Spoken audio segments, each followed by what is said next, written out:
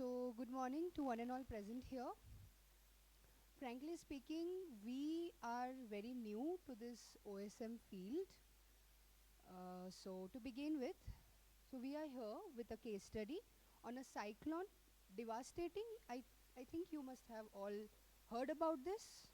So, it's Cyclone Amphan, which took place on 20th May 2020 in West Bengal. So, the low-lying deltaic districts of West Bengal form one of the India's most cyclone prone landscapes, which are shaped by mangroves, rivers and dense human settlements. So this study mainly focuses on the most affected districts of West Bengal, which are Purbo Bardhaman, Purbo Mednipur, Paschim Mednipur, Nodia, Hugli, Howrah, Kolkata, North 24 Parganas and mostly affected South 24 Parganas. Let's have a look at the sources which we have used to collect our data from.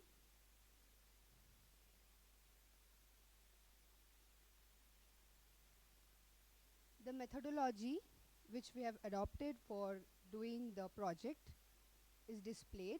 Let's have a look at this.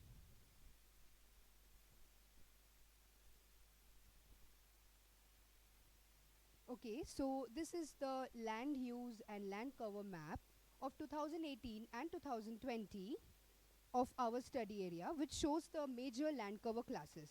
So this includes, as we can see, that built up areas, croplands, forest, wetlands, barren land. Also we can see a dense mangrove is been seen in the southern portion, especially in the Sundarbans, which plays a critical role in coastal protection. But with maximum sustained wind speeds exceeding 150 km per hour, accompanied by storm surge and heavy rainfall, large sections of the mangrove ecosystem experienced structural damage, limiting their effectiveness in reducing wind and surge impacts along the coast.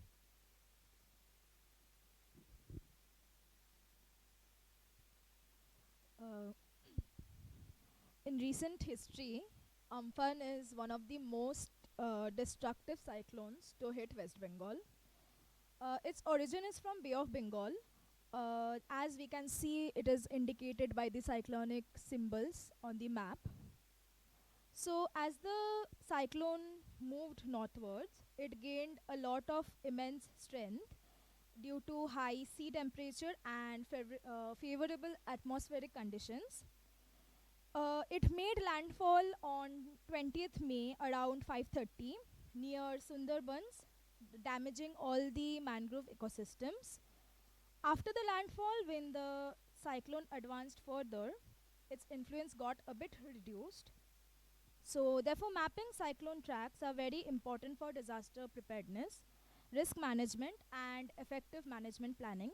We have also represented the affected areas with concentric buffer rings, which shows that South Chobbish Pargana has been mostly affected. The next slide is the spatial variation of rainfall. So basically, this is a map showing spatial variations of rainfall during the Amphan period.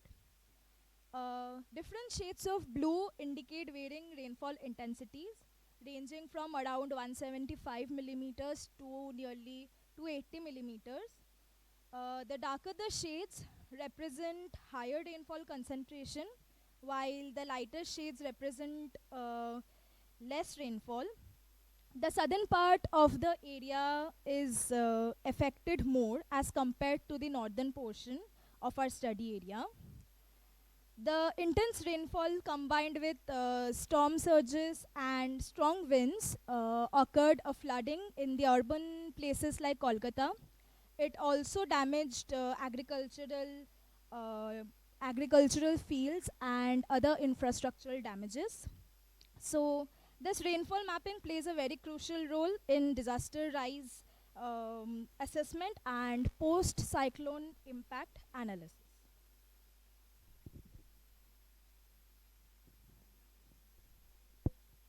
Next, we shall head on to the pre and post cyclone SAR comparison map. This map has been prepared with the use of Sentinel-1 SAR imagery Basically, we have tried to integrate remote sensing processes with some of the OSM data. The pre-cyclone map has been taken between 1st and 15th May, which is the pre-cyclone time, and the a base land water pattern shows where land features appear brighter. The land features where they appear brighter, they have higher backscatter, and the water bodies they appear darker as is shown by the blue color. The post-cyclone map has a noticeable reduction in the backscatter, and the storm surges and also waterlogging surfaces. It shows all those things. Next, we move on to the flood inundation map. This map mainly shows the change which has occurred in the which is showing the combined extent of the flooding caused by the cyclone Amphan, and using this method, we have captured both the inland flooding and also the coastal flooding. Next, we have the transportation map, which is the main feature which we have extracted from the OSM using OpenStreetMap. Now, so this plays a crucial role in assessing the impact of Cyclone Amphan. Using this OpenStreetMap, we can extract detailed transport networking using highways, the roadways, the railway lines, and all the inland waterways. And also by overlaying this transport layers with the flood inundation layers, we can clearly identify which segment of network can fall within the flooded zones. Moving towards the most important discussion of the study, assessing amenities using OpenStreetMap. Amenities not only in the affected area but also the nearby areas. These include hospital, clinic, shelter, etc. These support emergency response, evacuation planning, healthcare delivery during and post disaster. During any disaster, but not only cyclone, but timely access to medical facilities also becomes the most important aspect. OpenStreetMap provides present amenities. This enables rapid assessment of exposure and supports informed decision making for preparedness, response, and mitigation strategies. In disaster, accessibility can be as important as availability. These sections focus on to highlight flood impact and coastal vulnerability.